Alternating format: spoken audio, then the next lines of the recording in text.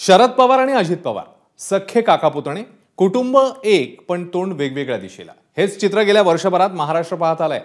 मात्र हे दोन्ही नेते पुन्हा एकत्र येणार आहेत का? आणि विधानसभेआधी आणखी एक नवा राजकीय भूकंप महाराष्ट्रात घडणार आहे का? असे अनेक प्रश्न आता विचारले जात आहेत आणि त्याचं कारणही तसंच घडलंय। पाहूया या संदर्भातला रिपोर्ट।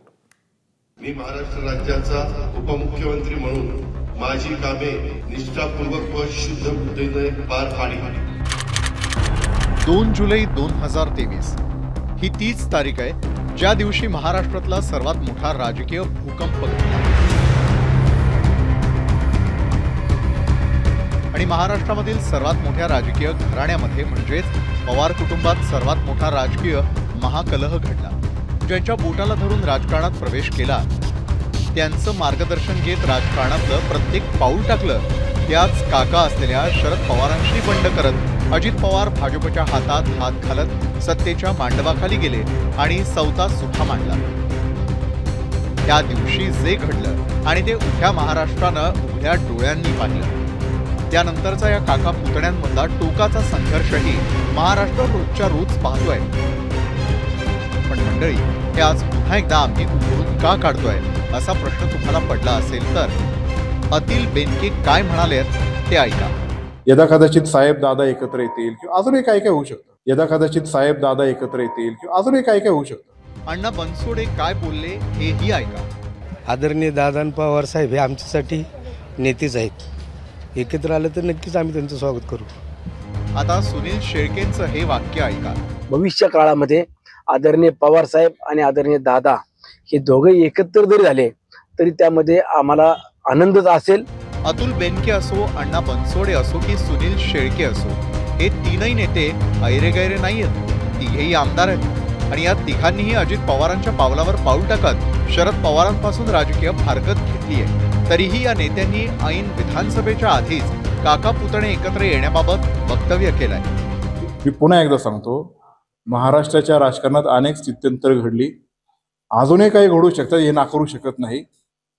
यदा कदाचित साहेब दादा एकत्र येतील किंवा अजूनही काय काय होऊ शकतं। म्हणून निवडणूक कुठून लढायची आणि कशा पद्धतीने पुढे जाणार हे आत्ता तरी काही सांगू शकत नाही। काल जे अतुल बेनके म्हणाले की शरद पवार आणि अजित पवार एकत्र येतील, राजकारणात काही होऊ शकतं, पण माझं असं वैयक्तिक मत आहे, आदरणीय दादा पवार साहेब हे आमच्यासाठी नेतेच आहेत। एकत्र आले तर नक्कीच आम्ही त्यांचं स्वागत करू।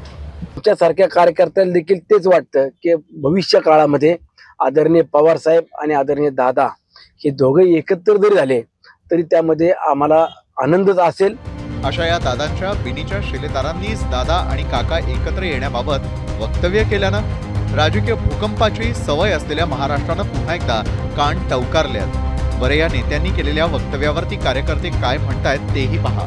परत एकदा ताकद राष्ट्रवादी काँग्रेस पार्टीची ताकद नक्कीच वाढेल आणि सगळं कार्यकर्त्यांना पण ह्याचा आनंद होईल की हे दोघं परत एक झालेले आहेत। पुणे जिल्ह्यात आणि पश्चिम महाराष्ट्रात अजितदादा आणि पवारसाहेब एकत्र आलं तर महाराष्ट्राचं चित्र नक्कीच बदललं। या तिन्ही नेत्यांनी अशी वक्तव्य केल्यामुळे राजकीय रंगमंचावरती संभ्रमाचं नाट्य सुरू झालेलं असतानाच सुनील शेळकेंनी या स्टोरीमध्ये नवा ट्विस्ट आणलाय। सगळ्या महाराष्ट्रातल्या राजकीय नेत्यांना, राष्ट्रवादी काँग्रेस पक्षातल्या प्रत्येक कार्यकर्त्याला देखील माहीत आहे की महत्वाकांक्षा कुणाची वाढलेली आहे, कुणाला लवकर महाराष्ट्राचे नेते होण्याची स्वप्न पडतायत।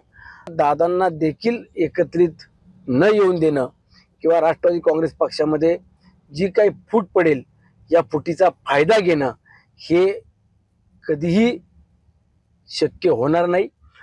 खरं तर गेल्या काही वर्षात महाराष्ट्रानं ऐतिहासिक राजकीय भूकंप आणि हादरे अनुभवल्यात।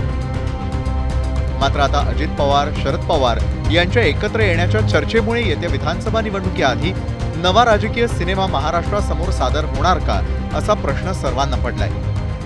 पण त्याहीपेक्षा अजित पवार आणि शरद पवारांच्यात दरी बनणारा आणि सुनील शेळकेंच्या मनात असणारा तो नेता कोण या प्रश्नानं राजकीय धोरणांचं डोकं चक्रावून गेलंय।